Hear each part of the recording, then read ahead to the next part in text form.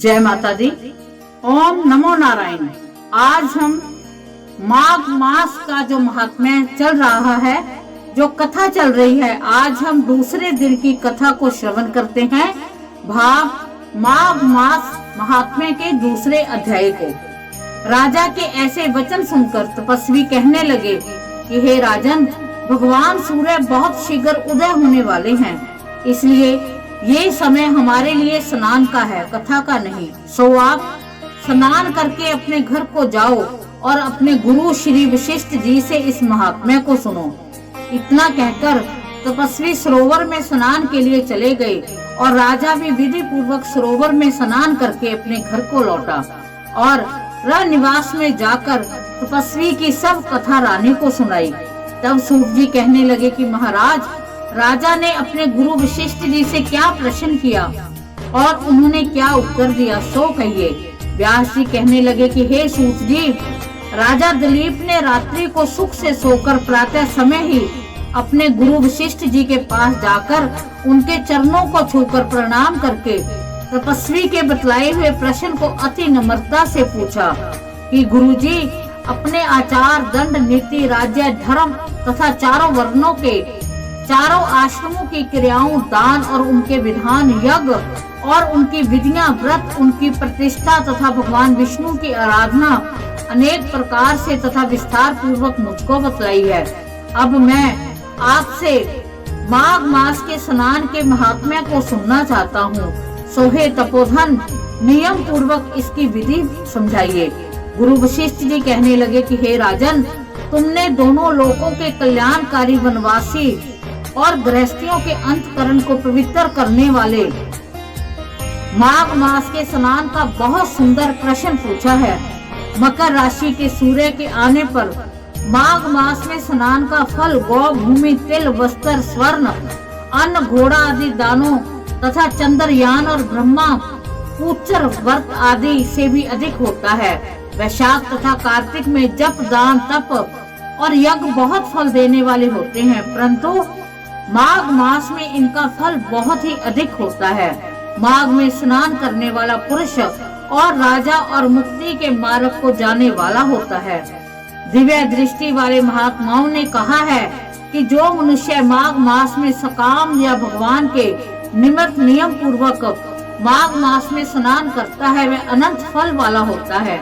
उसको शरीर की शुद्धि, प्रीति, ऐश्वर्य तथा चारों प्रकार के फलों की प्राप्ति होती है। अदिति ने 12 वर्ष तथा मकर संक्रांति में अन्न त्याग कर स्नान किया था।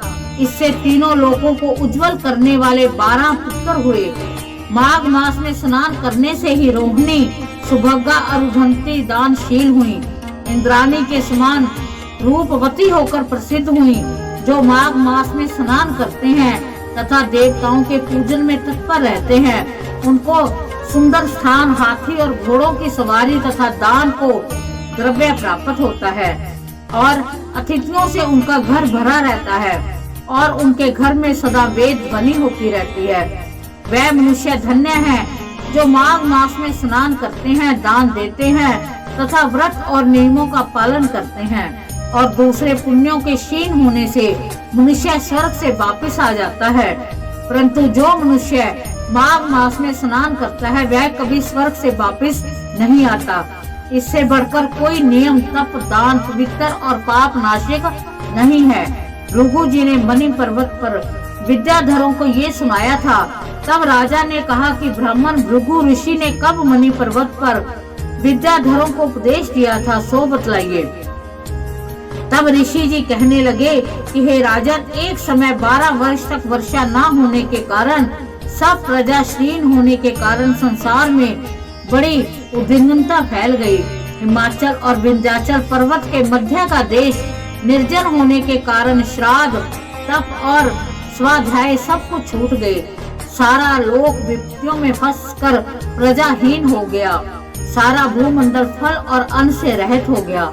तब विंध्याचल से नीचे बहती हुई नदी के सुंदर वृक्षों से आच्छादित अपने आश्रम से निकलकर श्री भृगु ऋषि अपने शिष्यों सहित हिमालय पर्वत पर गए। इस पर्वत की चोटी नीली और नीचे का हिस्सा सुनहरी होने से सारा पर्वत पीताम्बरधारी श्री भगवान के सदृश लगता था।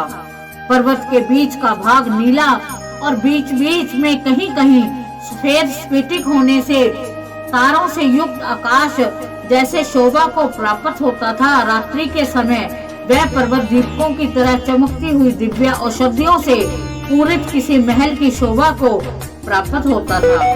यह पर्वत शिखाओं पर बांसुरी बजाती और सुंदर गीत गाती हुई किन्नरियों तथा केले के पत्तों की पताकाओं से अत्यंत शोभा को प्राप्त हो रहा था। यह पर्वत नीलम पन्ना पुखराज तथा इसकी चोटी से निकलती हुई रंग बिरंगी किरणों से इंद्रधनुष के समान प्रतीत होता था। स्वर्ण आदि सब धातुओं से तथा चमकते हुए रत्नों से चारों ओर फैली हुई अग्नि की ज्वाला के समान शोभायान था। इसके कंधराओं में काम पीड़ित विद्याधरी अपने पतियों के साथ आकर रमन करती हैं और गुफाओं में ऐसे ऋषि मुनि जिन्होंने संसार के सब क्लेशों को जीत लिया है, रात दिन ब्रह्मा का ध्यान करते हैं और कई एक हाथ में रुद्राक्ष की माला लिए हुए शिव की आराधना में लगे हुए हैं। पर्वत के नीचे भागों में जंगली हाथी अपने बच्चों के साथ खेल रहे हैं तथा कस्तूरी वाले रंग बिरंगे मृगों के झुंड इधर उधर भाग रहे हैं। वह पर्वत सदा राजहंस तथा मोरों से भरा रहता है। इसी कारण इसको हेम कुंड कहते हैं। यहाँ पर सदैव ही देवता